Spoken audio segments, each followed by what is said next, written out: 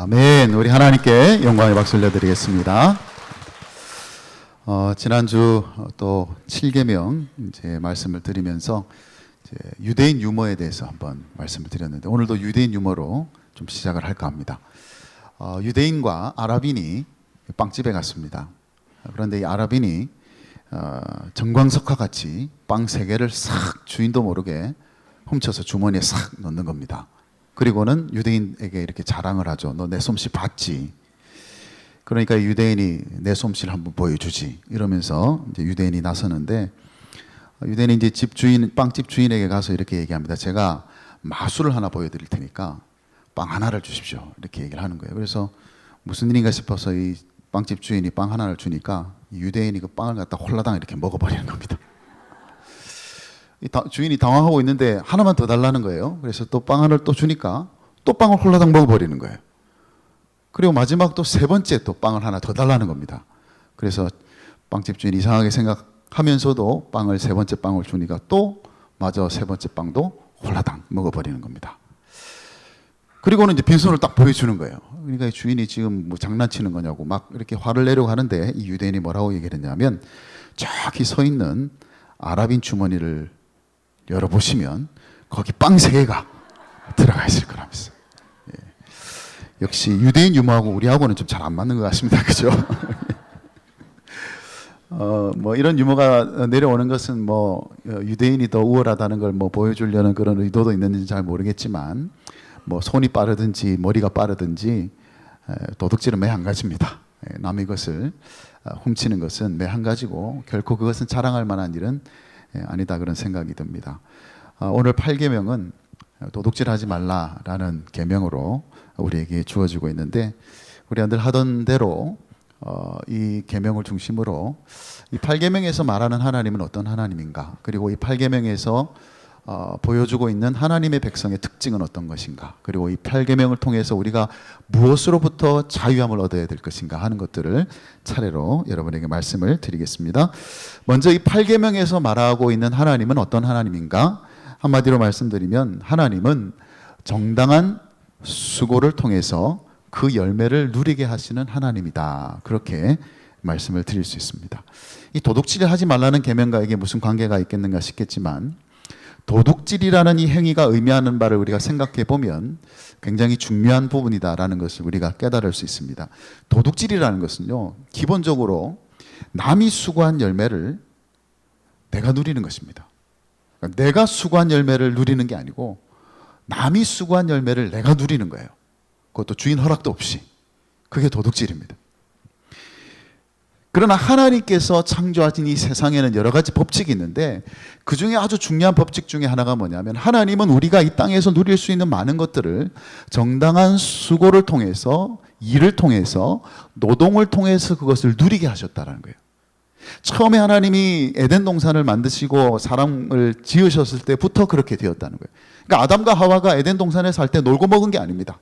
그냥 놀고 먹으면서 그냥 있는 것 막 그렇게 살도록 그렇게 지음받은 것이 아니라, 아담과 하와에게는 그 에덴 동산을 관리하게 되는 일이 주어졌다는 거죠.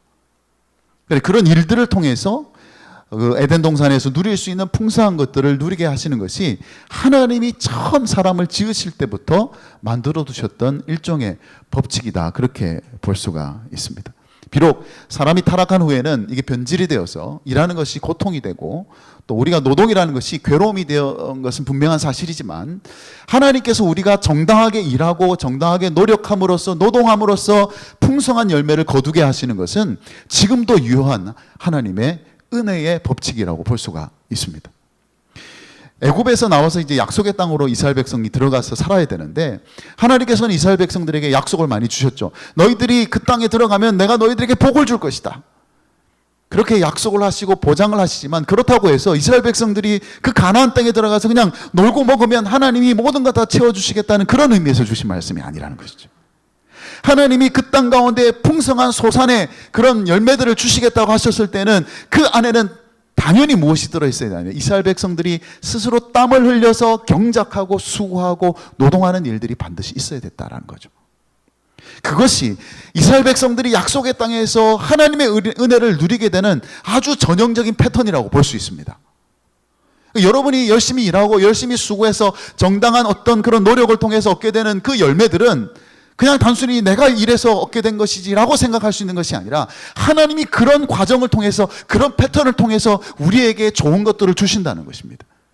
그것이 이스라엘 백성들을 그 공동체, 약속의 땅에서 살아야 됐던 그 이스라엘 공동체에게 주셨던 그런 삶의 양상이라고 볼 수가 있습니다. 그런데 도둑질이라는 것은요, 그런 패턴을 깨트리는 일입니다.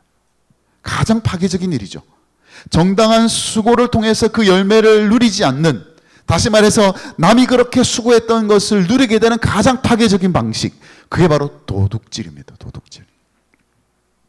그래서 어쩌면 하나님께서 이스라엘 백성들에게 도둑질하지 말라는 이 계명을 주신 것은 단순히 도둑질이라는 행위에 대한 금지를 명령하셨다기보다는 더 근본적으로 일이라는 것은, 노동이라는 것은, 우리가 수고한다는 것은 하나님께서 그렇게 우리에게 은혜를 주시는 방식이라는 것을 기억하고 이 일의 가치, 이 노동의 가치를 너희들이 보호하면서 살아야 된다라는 그런 의도가 이 계명에는 담겨 있다, 그렇게 볼 수가 있습니다. 사실 여러분, 이 도둑질은요, 단순한 절도의 행위만을 의미하지를 않습니다. 이 토마스 아퀴나스라는 신학자는 임금을 체불하는 것도 도둑질이다, 그렇게 봤습니다.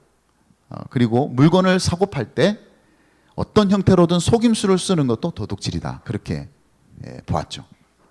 아닌 게 아니라 여러분, 탈세도 일종의 도둑질이고요, 표절하는 것도 도둑질이고요, 명의를 도용하는 것도 도둑질이고요, 착취하는 것도 도둑질입니다.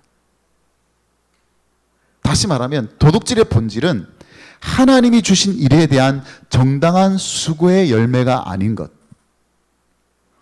그래서 다른 사람으로부터 그것을 취하는 것, 그것이 도둑질이라고 볼 때 우리가 이 도둑질이라는 범위를 굉장히 넓게 볼 수가 있다라는 것이죠. 그래서 이 계명은요, 그 공동체 안에 그 일과 노동의 가치를 보존하시려는 하나님의 의도가 담겨 있다라는 것을 우리가 기억해야 됩니다. 단순히 개인적인 윤리가 아니라 나는 뭐 누구 것을 내가 훔치고 그러진 않는다, 그렇게 넘어갈 수 있는 성질의 것이 아니라 이것은 일종의 공동체적 가치예요. 하나님이 주신 이 약속의 공동체는 하나님이 주신 일과 노동을 통해서 그 정당한 수고의 열매를 거둠으로써 하나님이 주시는 은혜를 풍성하게 누리는 것이, 이것이 바로 우리가 가지고 있는 가장 중요한, 우리가 보호해야 될 가장 중요한 가치고, 도둑질은 그런 가치를 무너뜨리는 일이 된다라는 것을 우리가 확인해야 된다는 것이죠. 그래서 우리는 우리에게 주어진 이 일들을 통해서 우리의 필요를 채우는 이 방식을 따라서 하나님이 주신 이 일이라는 것, 하나님께서 우리에게 원하시는 그 노동의 그 가치를 따라서 우리에게 주어진 일들을 감당하는 것이 굉장히 중요한 일이다라는 것을 우리가 깨닫게 됩니다. 아더벨이라는 아주 유명한 보석 도둑이 있었답니다. 뉴욕 지역을 이제 무대를 하고 해서 활동을 하던 그런 유명한 도둑이었는데, 얼마나 기술이 탁월했는지 이 사람이 마음만 먹으면 어떤 보석이라도 다 훔쳐내는 그런 신출기몰한 그런 도둑이었다고 합니다. 그런데 어느 날 이제 이 보석상을 털다가 이제 세 발의 총을 맞고 경찰에 붙잡히게 된 겁니다. 워낙 엄청난 보석들을 많이 훔친 도둑이라서 재판에 넘겨졌는데 18년형을 언도받았습니다.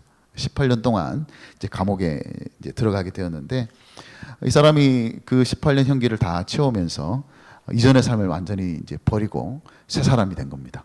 그래서 출소한 다음에는 자기 고향으로 갔어요. 자기 고향으로 가서 열심히 일을 하고, 또 일만 열심히 한 것이 아니라 이웃을 위해서 봉사도 하고, 그러면서 고향 사람들로부터 참 칭송이 자자한 모범 시민으로 그렇게 거듭났다고 합니다.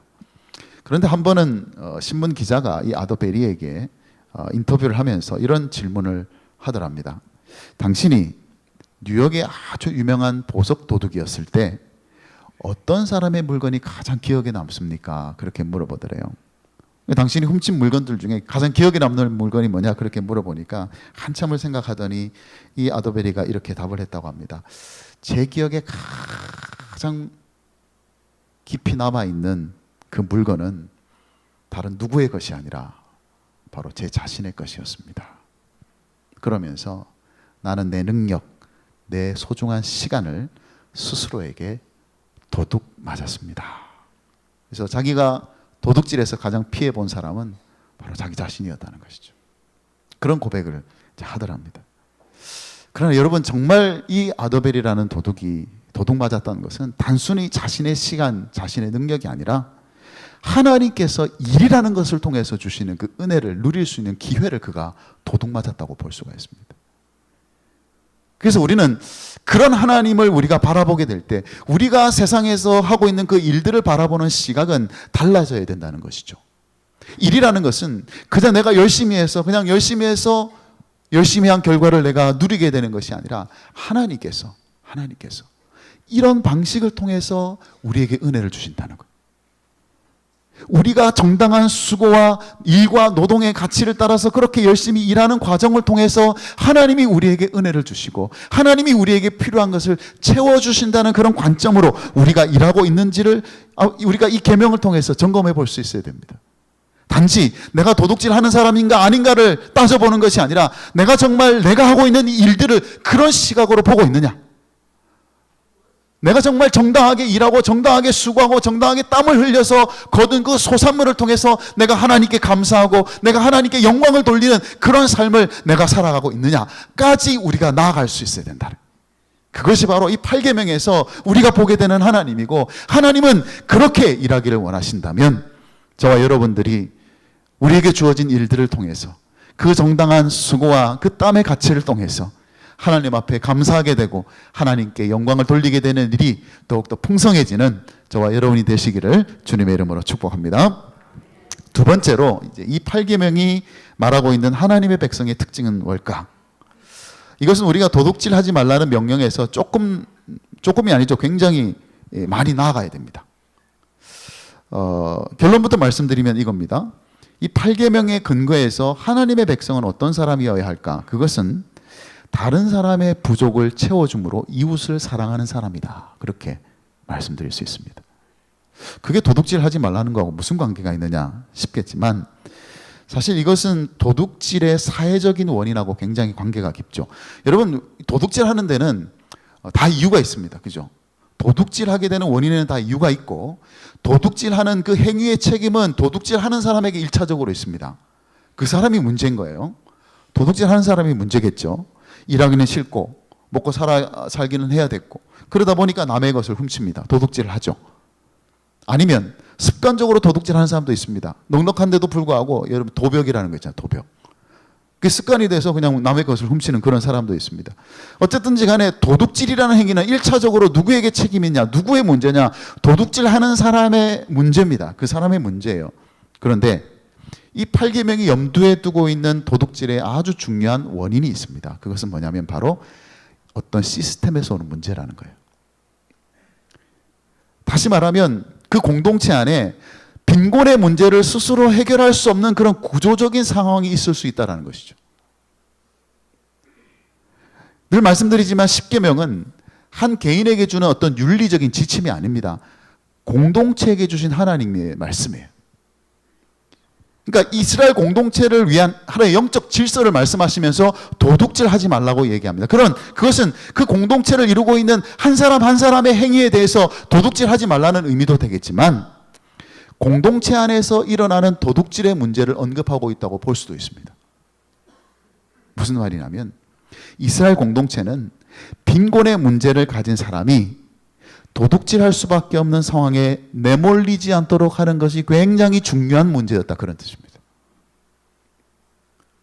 그러니까 개인적인 차원의 범죄이기 이전에 그 도둑질의 원인을 책임져 줄 수 있는 공동체. 그래서 일종의 비약이라고 볼 수 있죠. 단순히 도둑질하지 말라는 계명이었는데 이것이 알고 보니까 그런 도둑질이 일어나지 않을 수 있도록 우리는 주변에 그런 빈곤의 문제를 갖고 있는 사람들을 돌보는 그런 책임을 우리가 가지고 있다는 거죠. 그게 이웃 사랑이라는 거예요.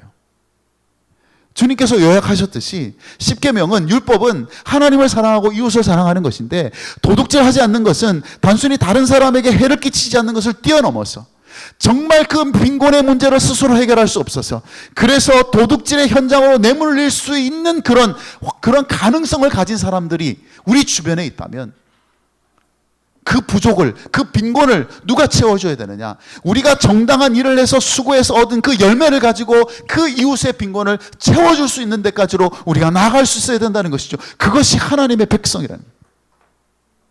그게 하나님의 백성이라는 거예요. 성 바실리우스가 이런 말을 한 적이 있습니다. 누군가 남의 옷을 훔치면 그는 도둑이라고 불린다. 헐벗은 자를 입힐 수 있음에도 그러하지 않는 자에게도 같은 이름을 붙여야 하는 것은 아닌가, 그렇게 얘기했습니다. 그러니까 당연히 남의 옷을 훔치는 것은 도둑이죠. 그런데 헐벗은 자가 옆에 있는데, 그리고 나에게는 그 헐벗은 자를 입힐 수 있는 옷이 있는데 그렇게 하지 않는 사람도 도둑이 아니냐, 그런 뜻입니다.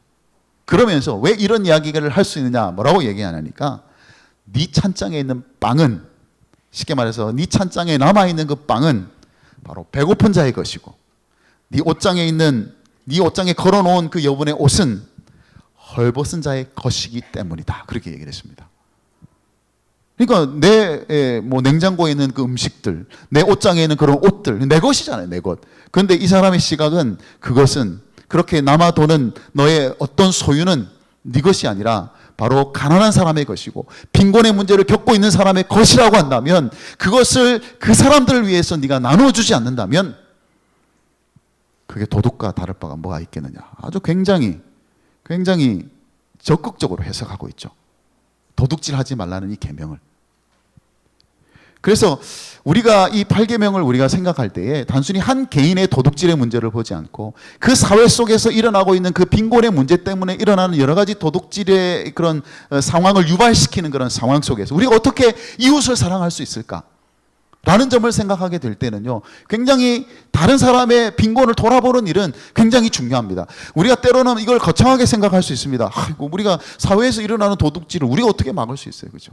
그렇지 않습니까? 우리가 뭘 어떻게 해야 이 사회 속에서 일어나는 도둑질을 막을 수 있겠습니까?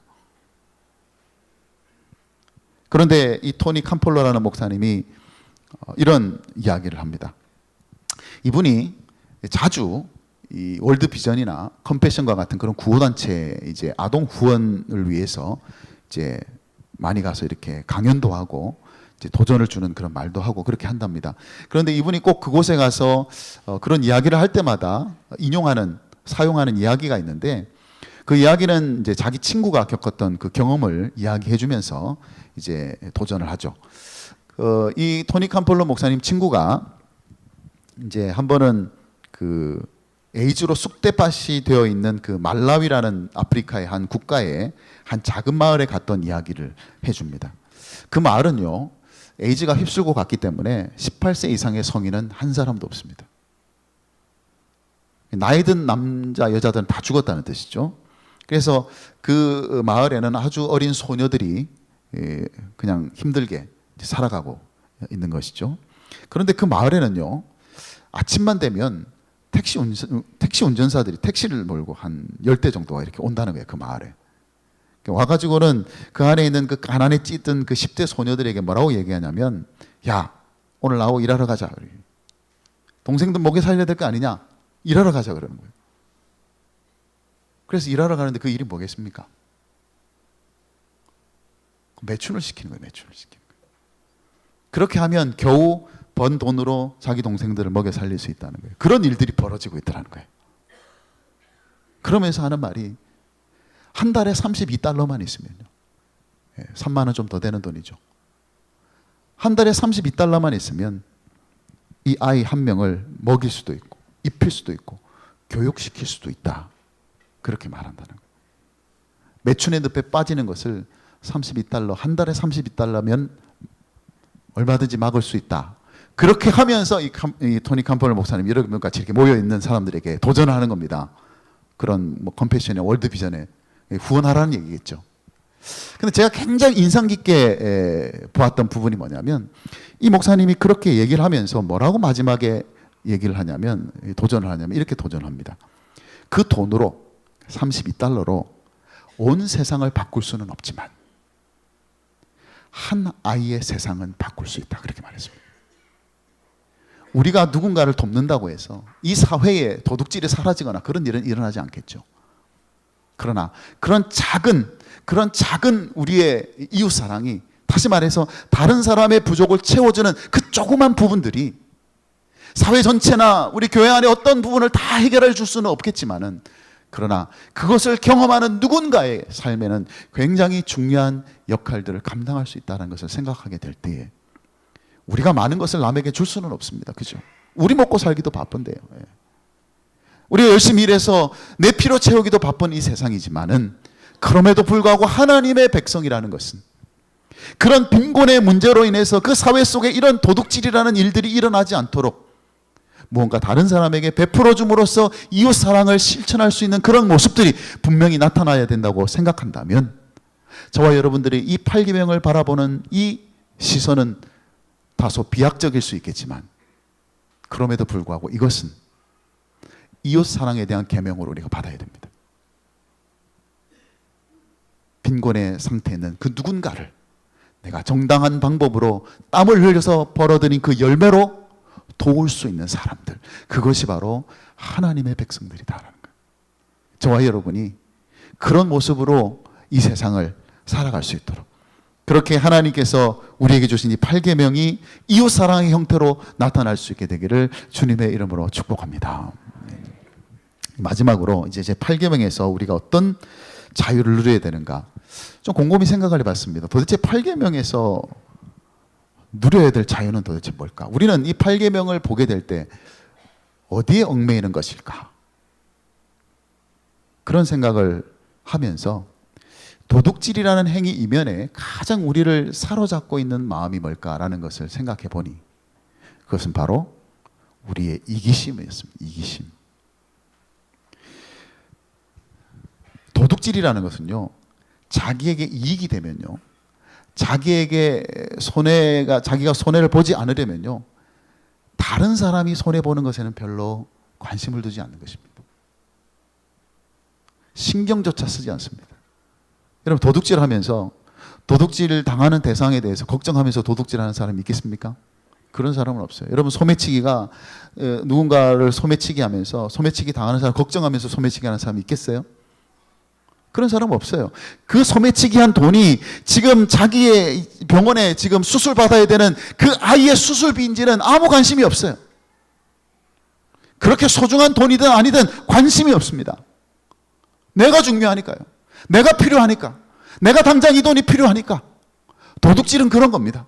도둑질은 그 인간의 내면에 가장 깊은 곳에 뭐가 있냐면, 내 것이 중요하기 때문에 다른 사람이 소유하고 있는 것, 다른 사람의 것은 안중에도 주지 않는 그런 이기심이 도둑질하는 그 행동 안에는 담겨 있다는 것이에요. 그런데 여러분, 그것이 단지 행위로만 우리가 생각할 수 있는 부분이 아니라, 저와 여러분이 얼마든지 그런 일종의 도둑놈의 심보로 우리가 살아갈 수 있습니다. 그 도둑놈의 심보라는 것은 다른 게 아니에요. 자신을 위해서라면 다른 사람이 어떻게 돼도 어떤 일이 일어난지 별로 개의치 않고 상관없어 한다면, 그것은 우리를 은연중에 사로잡고 있는 이기심입니다. 나의 이익에 집착한 나머지 다른 사람의 손에 둔감해져 있다면, 그것은 우리가 이기심에 사로잡혀 있다는 증거라고 할 수 있습니다. 그래서 굉장히 도둑질의 범위가 넓혀질 수가 있습니다. 설교 초반에 말씀드렸다시피 물건을 속여서 파는 것 도둑질이라고 했습니다. 여러분, 여기에는요, 자기의 이익을 위해서 고객의 손해를 아랑곳하지 않는 이기심이 그 안에 들어있는 거예요. 여러분, 물건 파는 사람이 그 물건을 사는 고객이 돈을 지불하고 살 거 아니겠습니까? 그런데 그렇게 물건을 사기 위해서 지불했던 그 돈의 가치를 인정하지 않는 거예요. 그가 어떻게 해서 그 돈을 벌어들였는지, 어떻게 피와 땀을 흘려서 그렇게 번 돈인지에 대해서 절대 관심이 없는 거예요. 그렇다면 그렇게 할 수 없죠. 다른 사람의 것을 표절하는 것도 도둑질이라고 제가 말씀드렸습니다. 여러분, 여기에도 자기의 이익을 위해서라면 그 원작자의 손해를 아랑곳하지 않는 이기심이 그 안에 들어가 있습니다. 여러분, 정말 다른 사람의 작품 있잖아요. 다른 사람의 설교 있잖아요. 다른 사람이 그렇게 애를 써서 만들어낸 것들, 그런 것이 얼마나 소중한 것인지, 그것이 그에게 있어서 얼마나 귀중한 것인지를 인정하지 않는다면요, 그렇게 될 수밖에 없잖아요. 반대로 그것을 정말 인정해 주는 사람이라면 어떻게 그렇게 할 수가 있겠습니까? 우리 학생들 컨닝하는 것도 마찬가지입니다. 컨닝도 일종의 도둑질이에요. 자기의 성적에 급급해서 자기의 성적 때문에 다른 사람이, 다른 친구가 수고했던 그 열매를, 그 수고는 아랑곳하지 않는 그런 이기심이 그 안에 들어가 있는 겁니다. 물론 다른 남의 것 컨닝해가지고 이렇게 잘 되는 경우를 잘 못 봤습니다만은 또 꼭 틀린 걸 잘 컨닝해서 틀리더라고요. 그 관계없이 정말 내 친구가 그렇게 힘들여서 공부하고 공부했던 그 결과를 내가 인정해주고 그것을 가치 있게 여긴다면 그렇게 할 수 없잖아요. 좀 더 심하게 말씀드려서 약속 시간을 어기는 것도 일종의 의도하지 않은 도둑질입니다. 어쩔 수 없이 늦는 경우가 많잖아요. 그죠? 근데 결과는 똑같습니다. 어떤 결과가 일어납니까? 약속을 했던 그 상대방의 시간을 내가 빼앗는 거예요. 내가 늦은 만큼 그 시간을 빼앗게 되는 겁니다. 의도적으로 훔친 것은 아니지만 결과적으로 볼 때는 그 사람의 입장에서 보면 시간을 도둑질 당한 것과 마찬가지라는 거예요. 만약 우리가 내 시간도 소중하지만 그 상대방의 시간도 소중하다는 그런 마음을 가지고 있다면 우리가 약속 시간에 늦는 것 하나라도 우리가 어떻게 소홀하게 여길 수가 있겠습니까? 그래서 여러분, 이기심이라고 한다는 것은 다른 사람의 것을 소중하게 여기지 않는 태도로 말합니다. 우리는 그만큼 그런 자기중심적인 이기심에 얼마든지 사로잡혀 있을 수 있다는 것입니다. 그래서 이 도둑질하지 말라는 이 8계명에 순종하는 것은 단순히 내가 도둑질이라는 행위를 하지 않는 것으로 끝나는 것이 아니라 우리 안에 잠재되어 있는 그런 이기심으로부터 우리가 자유함을 얻어야 된다, 그렇게 볼 수가 있습니다. 무슨 말이냐면 내 것이 소중하면요, 다른 사람의 것도 소중해요.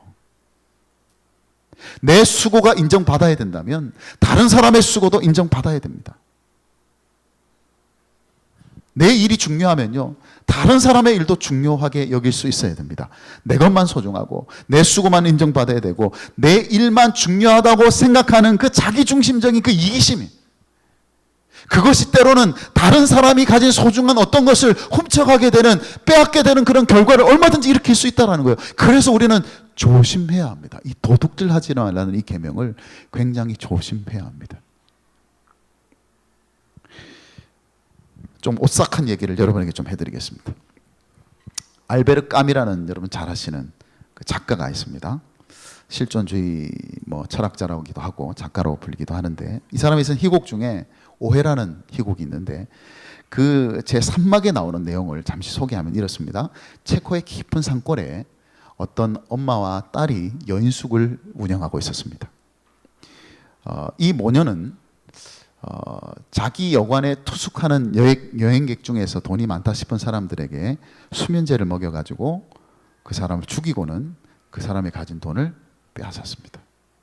그렇게 돈을 열심히 모았어요. 왜냐하면 이제는 저 따뜻한 남쪽에 가서, 태양이 있는 그곳에 가서 그렇게 살고 싶은 그런 꿈이 있었기 때문에, 그래서 계속해서 그런 짓을 한 거예요.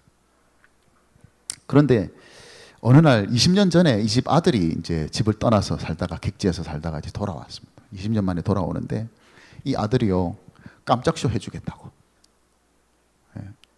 서프라이즈 해주겠다고 자신의 신부를 다 속이고 투숙을 한 겁니다. 열심히 일을 해서 많은 돈을 벌어가지고 왔잖아요. 그랬는데 이 모녀가 자기 아들인 줄도 모르고 자기 오빠인 줄도 모르고 수면제를 똑같이 하던 그 방식대로 수면제를 타서 이 아들을 죽이고는요, 돈을 빼앗았습니다. 나중에 보니까 자기 아들이거든요. 자기 오빠거든요. 그래서 결국 이 두 모녀도 견디질 못해서 자살하는 그런 내용이 이 이야기에 담겨져 있습니다. 여러분, 저는 이 이야기 속에서 여러 가지를 생각해 볼 수가 있겠지만 우리 마음속에 있는 이 이기심의 무서운 결말을 볼 수가 있다고 생각할 수 있는데, 이런 생각을 해보게 됩니다. 자기가 도둑질한 대상이 자기가 죽여서까지라도 훔치려고 했던 그 대상이 만약 자기 아들이라는 것을 알았다면, 자기 오빠라는 것을 알았다면 그렇게 했겠습니까? 그렇게 할 사람이 누가 있겠어요? 아무도 없죠. 예수님께서 이웃을 사랑하라 말씀하시면서 덧붙이신 말 중에 하나가 뭐냐면 너희들은 이웃을 사랑하되 내 자신과 같이 사랑하라 했어요. 내 몸과 같이 사랑하라 했습니다. 그냥 이웃 사랑하라 그러시면 되는데 거기다가 단서를 붙이시는 거예요. 내 몸과 같이, 내 자신과 같이. 그렇게 해야만 이웃 사랑이 가능하기 때문에 그렇습니다. 우리가 우리의 이웃을 나처럼 대한다면요, 우리가 우리의 이웃을 자기 아들처럼 대한다면, 우리가 우리의 이웃을 내 오빠처럼 대한다면 그런 도둑질에 해당하는 행위를 우리가 할 수가 있겠느냐라는 것이죠. 그럴 수 없다는 것이죠. 그 소중함을 우리가 인정해 주지 않겠느냐는 거예요.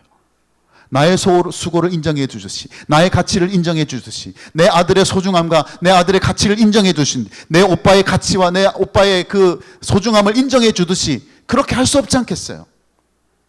결국 우리가 우리의 이기심으로부터 나의 내가 중요해지기 위해서, 내가 이익을 얻기 위해서라면 다른 사람이 가진 것에는 별 관심을 가지지 않고 소홀히 여기고 오히려 그것을 착취하고 그것을 가로채는 그런 일들을 할 수 있다면요, 그것은 하나님이 우리에게 의도하셨던 그 이웃사랑의 가장 중요한 본질이, 특별히 주님께서 말씀하셨듯이 내 몸과 같이, 내 자신과 같이 사랑하게 될 때 비로소 우리는 우리 안에 있는 그 이기심으로부터 자유함을 얻을 수 있다라는 것을 우리가 다시 한번 기억할 때에 저와 여러분이 이제 내 것도 중요하지만 다른 사람의 것을 정말 존중해주고 소중히 여기고 배려해 줄 수 있는 데까지 나아갈 수 있는, 그래서 우리 안에 끊임없이 우리를 괴롭히고 있는 그런 자기중심적인 이기심으로부터 자유케 되는 은혜가 있게 되기를 주님의 이름으로 축복합니다.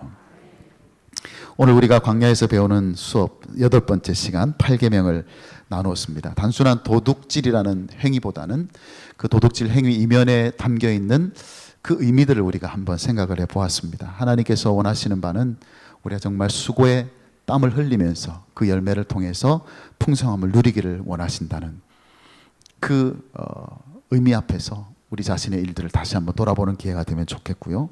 하나님의 백성은 그렇게 거둔 열매를 자신만을 위해 쓰지 않고 부족을 경험하고 있고 빈곤을 경험하고 있는 사람들을 위해서 사용한다라는 것을 우리가 기억하면서 더욱더 우리도 부족하지만 베푸는 삶을 살 수 있기를 바라고, 무엇보다도 우리 안에 뿌리 깊게 내려있는 그 이기심 있잖아요. 내 것만 소중하다는 것, 나만 중요하다는 그 이기심을 우리가 내려놓고 우리 주변을 돌아볼 수 있고 주변의 이웃의 것들을 소중하게 여길 수 있는 그런 삶을 살아가게 되기를 주님의 이름으로 축복합니다. 아멘.